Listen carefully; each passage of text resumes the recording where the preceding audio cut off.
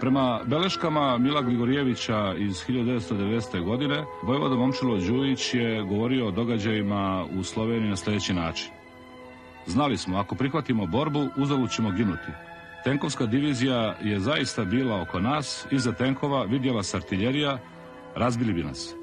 Pozovemo mnoge starješine na savjetovanje i prevlada mišljenje da se razoružamo. Mlađi oficiri i neki borci nisu na to pristajali, ali na kraju krajeva ipak odlučimo, razoružanje. Ja postrojim diviziju, tu je vojna muzika, održim posljednji govor, pročitam pod zastavama posljednju naredbu, razoružanje. Kad sam završio govor, iz stroja istupiše dva mladića i kažu: brate vojvodo, svako tvoje naređenje smo ispunili, a ovo ne možemo. I izvršiše samoubistvo tu predamnom, obojica.